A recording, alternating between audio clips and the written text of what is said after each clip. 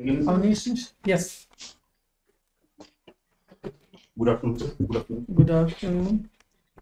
क्या मैं बैठ सकता हूँ सर? Yes, आपको थैंक यू। ओके, अपना परिचय दीजिए। सर मेरा नाम अवनीश मिश्रा है। ओके। मैं सुल्तानपुर जनपद का हूँ सर। मेरा बीए सर इलाहाबाद विश्वविद्यालय से हुआ है। एमए इलाहाबाद विश्वविद्यालय से हुआ है सर। मैंने यूजीसी नेट की परीक्षा भी उत्तीर्ण की है सर। बीएड मेरा सर बरेली कॉलेज से हुआ है। मैं एनएसएस इलाहाबाद विश्वविद्यालय का बेस्ट वॉलंटियर रहा हूँ सर। एनसीसी गवर्नर अवार्ड रहा हूँ सर।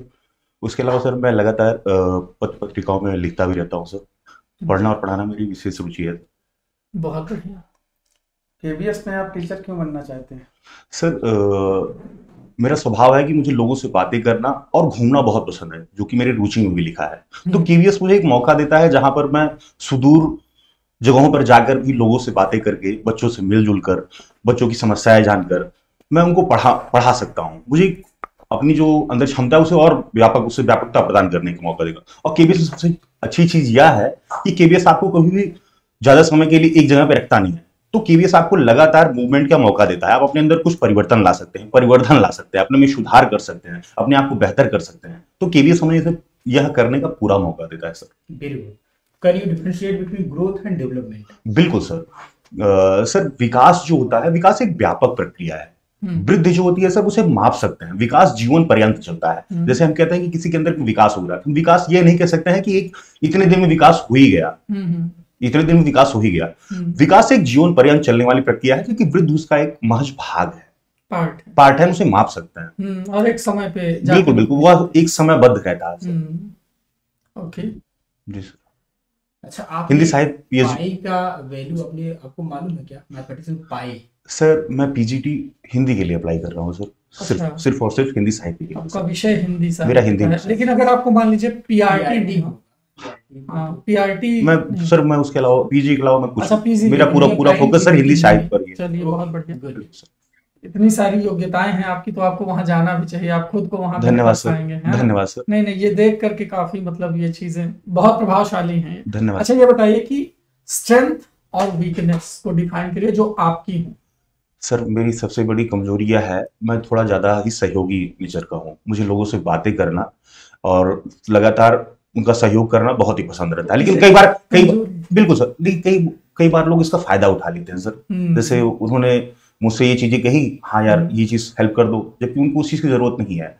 मैंने कर भी दी अपना नुकसान करके, वो उसका कई बार फायदा ले लेते हैं सर। तो मुझे लगता है कि मुझे अतिशय जो मेरे अंदर सहयोग की भावना है उसे कम करना चाहिए सर। उसमें थोड़ा बुद्धि पक्ष, जैसे रामचंद्र शुक्ल कहते हैं नहीं सर, बुद्धि पक्ष और मन पक्ष, मुझे बुद्धि पक्ष को थोड़ा ज्यादा यूज करने की जरूरत है सर। मेरी ताकत यह है कि मैं बातें करता हूँ, लोगों को समझा बहुत अच्छे से पाता हूँ। क्योंकि मैं जब एनएसएस मैंने जब किया था, तो मैं सर गरीब बच्चों को पढ़ाता भी था।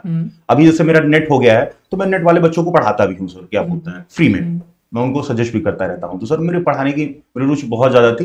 तो और खासकर जो ऐसे बच्चे हैं जो नहीं पे कर सकते हैं या उनको शिक्षा की जरूरत है, मेरी सर ये हमेशा से कोशिश रही है कि ऐसे बच्चों, क्योंकि सर अंधेरे का दर्द वही जान सकता है जिसने अंधेरा झेला।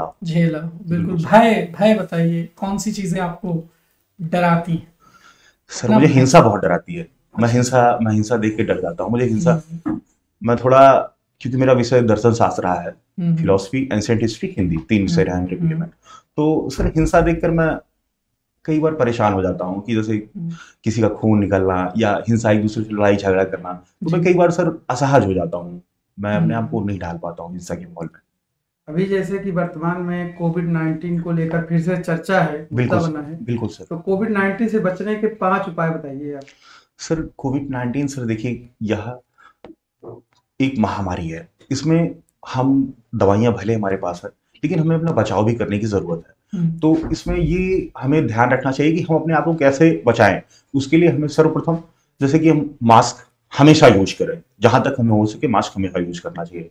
हाथों को लगातार धोना, और इस वेद में हम पिछली जो भी वैक्सीन लगवा चुके हैं। सरकार के जो भी दिशा निर्देश हों, क्योंकि हमारी सरकार, जो लोग पद पे बैठे हुए हैं, इसका मतलब वो हमसे बेहतर है, वह जिस चीज का निर्णय कर रहे हैं, हमें यह चाहिए कि उनका पालन करें संजीदगी से पालन करें, क्योंकि जनता होना आसान बात है, एक नागरिक, बेहतर नागरिक होना बड़ी चीज होती है, और नागरिक के कई जिम्मेदार कर्तव्य भी होते हैं, जिम्मेदारियां और कर्तव्य भी होते हैं, जिसका निर्वहन हमें करना पड़ता है सर। और फिर हिंदी साहित्य के इतिहास की बात करें तो जो पहली कहानी थी उसका नाम क्या था?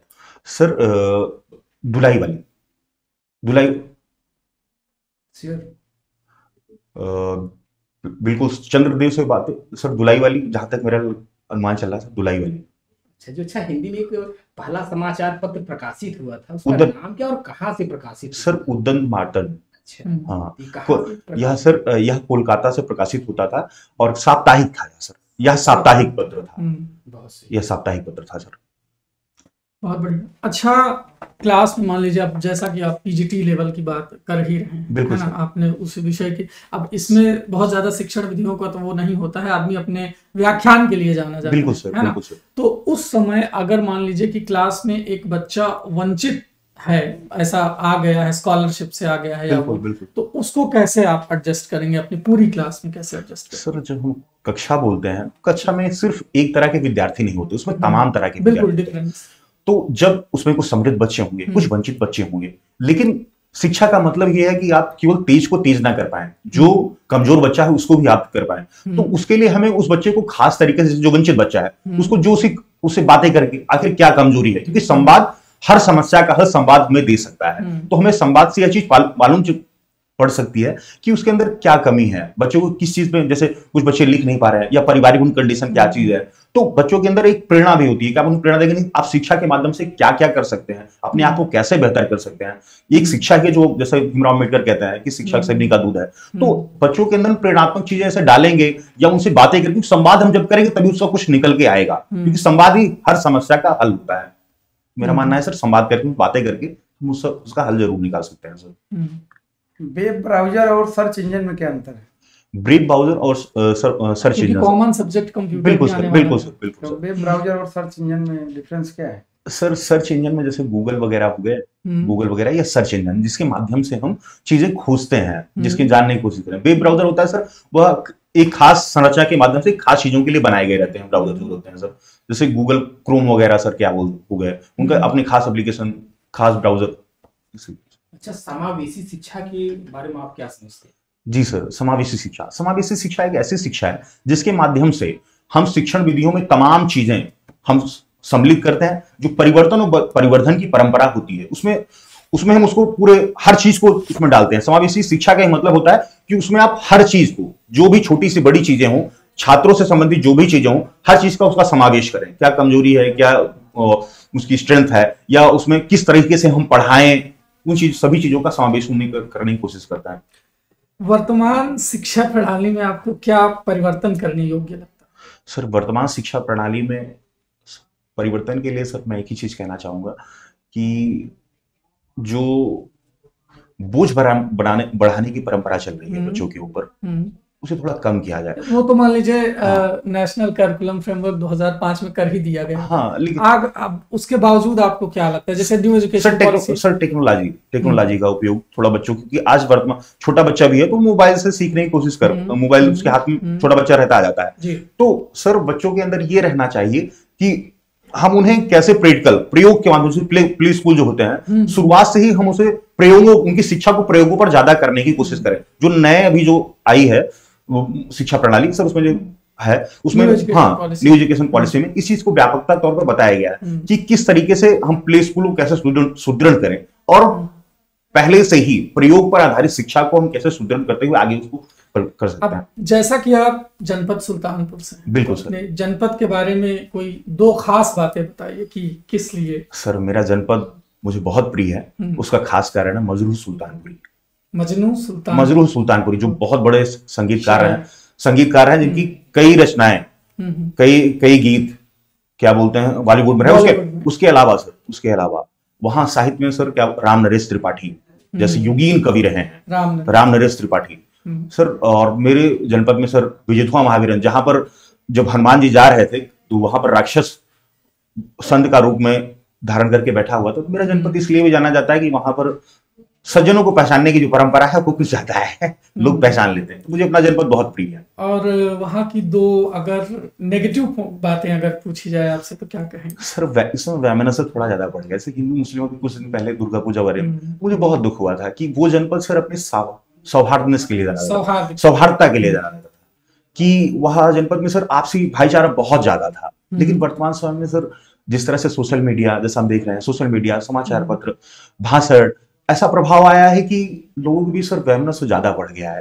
वो प्रेम पक्ष जो है वो थोड़ा क्षीण होता चला जा रहा है। उसे हमें दोबारा सुदृढ़ करने की जरूरत है। उसमें शिक्षा बहुत बड़ा योगदान करेगा। हमें शिक्षा। दूसरी बात बताइए। सर दूसरी बात ये है कि सर जो स्मार्ट सिटी की जो संकल्पनाएं होती हैं, जो संसाधन, मौलिक संसाधन होते हैं, बहुत कम है हमारे शहर में। जैसे कि सड़कें चौड़ी नहीं है, बहुत छोटी छोटी सड़कें, आप दिन में जाम में, आधा दिन जाम में ही आपका चला जाएगा। तो संसाधन के तौर पे बहुत अभी पीछे है हमारा शहर। हाँ सर। इतिहास आपका ग्रेजुएशन में विषय रहा है और विशेष रूप से एंशिएंट हिस्ट्री। हाँ सर। तो सामंतवाद का विकास कहाँ से प्रारंभ होता है? सर सामंतवाद का विकास में सर वैदिक काल से मानता हूँ, क्योंकि जब पांडित्यकर्म बढ़ा, जब पुरोहितवाद बढ़ा, तो पुरोहितवाद अपने साथ कई कमजोरियां भी लेके आता है सर। तो उसमें सर कई चीजें ऐसी रहती हैं कि ना चाहते हुए भी एक खास पर उससे बाहर रहने की कोशिश होने लगती है सर। तो एक विभेद की जो प्रक्रिया होती है, सामंतवादी प्रक्रिया होती है कि मैं ही उच्च हूं, मैं उच्च हूं, ये अच्छी बात है, लेकिन मैं ही एकमात्र उच्च हूं, यह बहुत गड़बड़ बात है। तो सामंतवादी प्रक्रिया जो होती है सर, इसका पोषक है। ये तो आप सीधा सीधा एक किसी वर्ण पर आरोप लगा रहे हैं। सर ब्राह्मण और ब्राह्मणवाद में अंतर होता है। ब्राह्मण एक जाति है, ब्राह्मणवाद एक विचारधारा है। नहीं, वो तो आपकी बात सही है। हाँ। लेकिन और मैं सर खुद भी ब्राह्मण हूं, मैं इस चीज को अनुभव करता हूं कि ब्राह्मण होना गलत बात नहीं, लेकिन सर ब्राह्मणवादी होना बहुत गलत बात है। नहीं, वो आपकी बात सही है, लेकिन सामंतवाद का विकास अगर आप यहाँ देखेंगे वैदिक सभ्यता में, हाँ सर, तो आगे चल के बुद्धिज्म, जैनिज्म, ये सब आते हैं। हाँ सर, ये तो वैदिक सभ्यता के बाद ही आते हैं। बिल्कुल सर। तो वहां पर तो सामंतवाद आपको नहीं दिखाई पड़ता है। सर एक्चुअली वो टूटने लगा था, क्योंकि गौतम बुद्ध जो बातें कर रहे हैं उस समय, जैसे उन्होंने दिया, क्या बोलते हैं, घर से एक राजा का बेटा जब निकल रहा है, तो वो एक दरअसल एक परंपरा कायम कर रहे हैं कि राजा का बेटा जब समाज में जाएगा तो वो समाज से जुड़ने के लिए उसको गेरुआ वस्त्र पहनना पड़ेगा, उसे अपनी जो राशि ठाट पाट है उसको त्यागना पड़ेगा, तभी वो जाकर उसमें घुल मिल सकता है। हम कोट पैंट पहन के या हम बिल गेट्स बन के गांव में जाएंगे, उससे इंग्लिश में बात करेंगे, नहीं सहज हो पाएंगे, क्योंकि उनकी वो भाषा, कम्युनिकेशन ही, संवाद ही नहीं हो पाएगा। हम सोचे यदि राशि वस्त्र पहन के गौतम बुद्ध जाते तो गौतम बुद्ध आज सक्सेसफुल नहीं रहते, गौतम बुद्ध को सक्सेस नहीं। फिर आप नवोत्तर काल में देखते हैं सामंतवाद का विकास शुरू हो जाता है। सर ये समाज है, समाज में कई ऐसे, वर्तमान समय देखिए सर, सांप्रदायिकता कुछ समय पहले कम थी, आज फिर हावी हो गई, फिर धीरे धीरे कम हो जाएगी। वो कालचक्र है सर, चलता रहता है यह प्रक्रिया। समाज जब बोलते हैं, समाज में कई चीजें सम्मिलित रहती हैं उसमें। हिंदी में एक वर्ड है दार, एक है दारू, दोनों का मतलब क्या है? सर दारू का मतलब, जहां तक मुझे याद आ रहा है सर, वर्तमान समय सर पेड़ का तना होता है। अच्छा, एक दूसरा दारू सर उसको पेय पदार्थ के रूप में, लोग सोम रस के रूप में। चलिए हिंदी की कोई एक बीर रस की कोई 2 लाइन की कविता आप सुनाइए, क्योंकि आप इतने उत्साहित हैं। बिल्कुल बिल्कुल सर, बनता है आपके। 4 बाग 24 गज अंगुलश प्रमाण, ताव पर सुल्तान है मत चूको चौहान। जब पृथ्वीराज चौहान रहता है तो वो पूरी दिखाया है कि हाँ, कि आप चूकिए मत, अब आपके सामने लक्ष्य है और आपकी आंखें आप वर्तमान समय में देख नहीं रहे, लेकिन आप महसूस करिए, अपने साम्राज्य की उस व्यवस्था को देखिए, अपने देश की उस व्यवस्था को देखिए, अपनी उस दीनता को स्वीकार करिए कि आपके साथ क्या हो रहा है, उसको देखकर आप वार करिए, तब आप जाकर। आप एक वर्ड यहाँ पे सर हिंदी में उज्जवल वर्ड लिखिए। हाँ सर।